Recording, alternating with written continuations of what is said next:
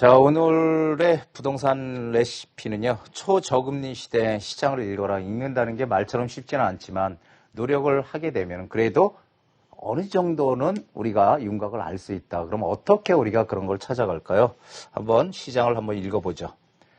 자, 최근의 화두, 모든 언론 기사에서 나오는 게 최근의 화두가 전셋값 상승입니다. 전셋값이 상당히 많이 오르고 있다. 그래서 이 전셋값 상승이 지금 화두로 자리 잡고 48주 연속 상승, 이렇게 지금 계속 전세가가 심각하다는 얘기들이 많이 나오고 있죠. 자, 전세가가 오르는 정확한 이유는 뭘까요? 정부의 고강도 대출 규제, 세금 강화, 이런 것들로 인한 집값 하락 우려로 사람들이 전세로 머물렀을까요? 물론, 일부분은 맞습니다. 이게 맞아요, 일부분은. 그런데, 실제로 가장 핵심은 뭐예요? 매물 부족이에요, 매물 부족. 지금 정부의 각종 규제로 재건축 재개발 규제하지. 그러니까 새 집이 이 등장을 하기가 어려워진 데다가 그리고 또 뭐예요? 그리고 로또 현상. 상기 신도시를 청약을 받기 위해서 내가 뭔가 집을 구해야 될 그런 능력이 되는데도 불구하고 전세를 눌러 앉는 거죠. 자, 이렇게 되니까 어떻게 돼요? 전세가 점점 없어지는 겁니다. 그래서 이게 공급 매물 부족 현상으로 인한, 그리고 로또 환상으로 인한 대기 수요, 전세로 전환을 했다. 그래서 지금 매물이 시장에 지금 상당히 부족하다라는 얘기를 드리는 겁니다. 또 하나의 가장 큰 이유가 바로 이 제로금리예요. 제로금리. 금리가 우리는 지금 여태까지 겪어보지 못했던 사상 초유의 사태를 겪고 있는 거죠. 제로금리 0.5%, 더 내려갈까요? 제가 그 0.75일 때 한 차례 정도 더 내려갈 가능성이 큽니다라고 얘기를 드렸죠. 그래서 0.5로 지금 내려왔는데, 한 번 더 내릴 가능성도 있습니다. 상황을 봐서. 자, 제로금리 상황에서 전세나 지금 이 제로금리, 금리가 낮기 때문에 전세를 받아서 은행에 넣어봐야 이자 안 나오잖아요. 그러니까 집주인들은 어떻게 해요? 월세나 전세, 반전세로 전환될 수밖에 없는 지금 상황이에요. 어쩔 수 없는 상황이라는 거죠. 자, 그래서 전세 매물이 없어지고요. 뭘로? 월세나 반전세로 전환을 하고요. 그러니까 월세로 반전세로 전환하니까 전세 매물이 급감을 하는 거죠. 없어지는 거죠.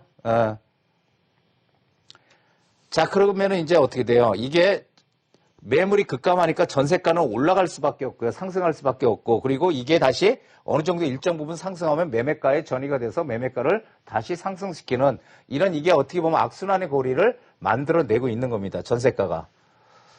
자, 전세 대란이 일어날 가능성이 크다라고 제가 말씀을 드리고 싶습니다. 제가 오늘 전세 대란이라는 얘기를 처음 드렸는데, 지금 이렇게 되니까 정부에서 전월세 상한제를 하겠다. 그리고 계약갱신 청구권까지 같이 묶어서 시행을 하겠다. 그래서 지금 얘기 많이 나오고 있죠. 2+2, 2년 살던 거를 한 번 더 이렇게 살게끔 하죠. 세입자를.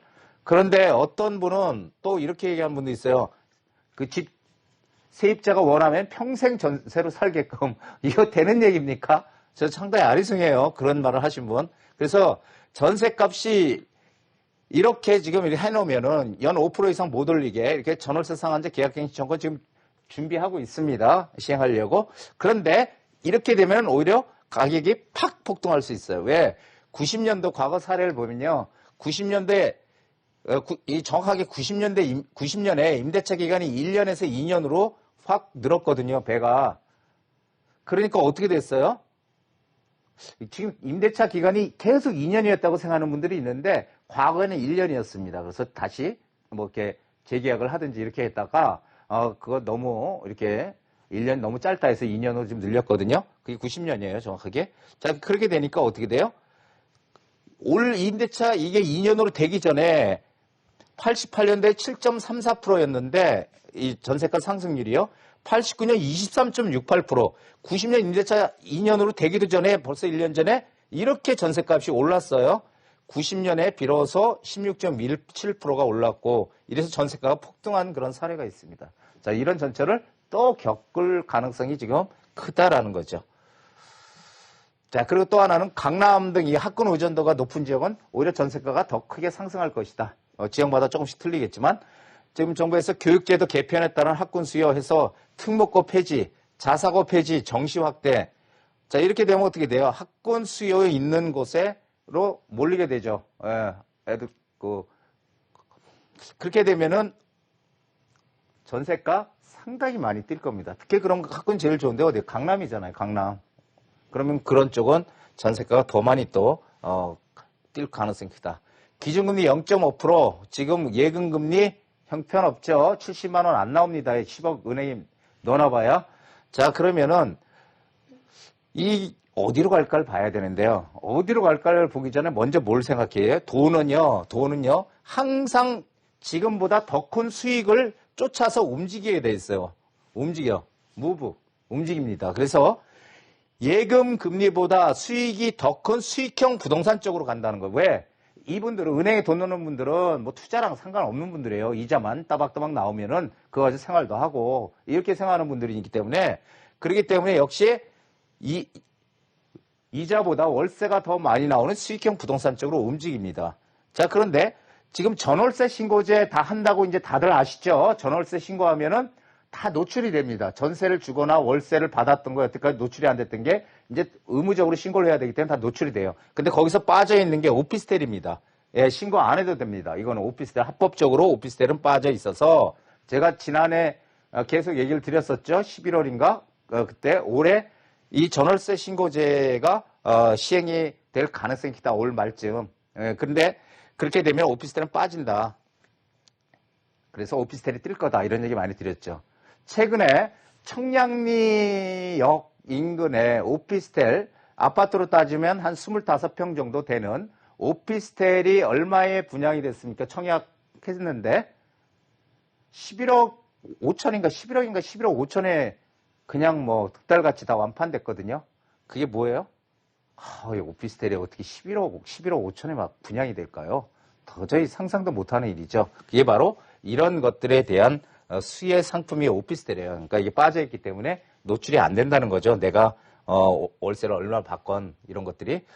자, 저금리 유동성. 지금 저금리고요. 유동성 전 세계적으로 지금 큽니다. 우리나라도 유동성이 큽니다. 국내 유동자금 1200조 지금 어디로 움직일까 한번 곰곰이 생각들을 해보세요. 자, 저금리와 유동성 장세에서요. 부동산 하락은 없습니다. 예, 부동산은 하락할 수가 없어요. 아무리 뭘 어떻게 하더라도 공급 물량 가장 많이 줄어드는 서울을 주목해야 됩니다. 제가 서울 하니까 너는 왜 서울만 자꾸 얘기를 하냐. 지방도 좀 얘기를 해줘. 저도 지방 얘기하고 싶어요. 근데 지방보다 서울이 오르는 폭이 훨씬 크다는 얘기를 드리기 때문에 서울을 얘기 안 할 수가 없는 것입니다. 자, 줄어드는 입주 물량 다들 아시겠지만 입주 물량이요. 올해 42,300여 가구에서 내년에 22,900가구, 23,000가구 거의 절반 가까이 또 줄어듭니다. 자, 그리고 2022년도는요. 예전 공급 물량 13,000 가구 정도로 줄어듭니다. 또 반으로. 이렇게 지금 줄어들거든요. 이 공급이 이렇게 줄어들면 수요는 많은데 가격이 떨어지나요? 그렇죠? 자, 향후 지역 간 격차가 더 벌어집니다. 제가 서울로 들어오라고 했던 이유가 이게 뭐냐면요. 과거에는 지금 1, 2, 3, 4, 5, 6, 7, 8, 9, 10 이렇게 번호 매겨놓은 게 이게 가장 1번이 가치가 큰 집이고요. 두 번째로 작은 집, 세 번째 가치 해서 10번 집이 가장 가치가 떨어지는 집인데 과거에는 가치가 떨어지는 10번 집이나 가치가 가장 큰 1번 집이나 누구나 다 사줬다는 거예요. 이때는 왜? 이때는 왜요? 이때는 인구가 폭발적으로 늘어나고 집은 턱없이 부족하던 시절이었죠. 자, 그렇기 때문에 1번 집은 오늘 내놓으니까 저녁 때 누가 와서 산다고 해. 2번 집은 오늘 내놓으니까 그 다음날 누가 와서 산다고 해. 3번 집은 한 이틀 있으니까 사. 4번 집은 한 일주일 있으니까. 그런데 10번 집은요. 한 10개월 있으니까 누가 와서 산다고 해. 무슨 얘기냐면요. 시간의 차이는 있지만 누군가 와서 다 사줬다는 거예요. 과거에는. 워낙 인구도 많고 주택이 부족했기 때문에. 그런데 앞으로 미래는 어떻게 되냐고요. 미래는 똑같이 될까요? 그렇지 않습니다. 지금 인구도 감소하고 주택보험률도 지금 100%가 넘었어. 일단 뭐 주택보험료 크게 의미는 없지만 자, 이러면은 1번 집 당연히 가치가 가장 큰 집이 1번 집이니까 1번 집은 누군가 사줄 거고 2번 집도 사줄 거고 3번 집, 4번 집 사주지만은 이게 4번 집까지 사줄지 5번 집까지 사줄지 아무도 몰라요. 그럼 이 나머지는요? 안 사준다는 거야, 이게. 나머지는. 그래서 가치가 있는 그런 지역에 뭔가 해놔야 된다는 얘기를 드리는 겁니다. 옛날하고 틀리기 때문에. 이해되시죠? 자, 제가 조언을 드린다면 부동산 가격은요, 뭐가 진행되는 한 인플레이션이 진행되면은 돈의 가치가 하락한다. 돈의 가치가 떨어진다. 돈의 가치 하락. 그렇죠?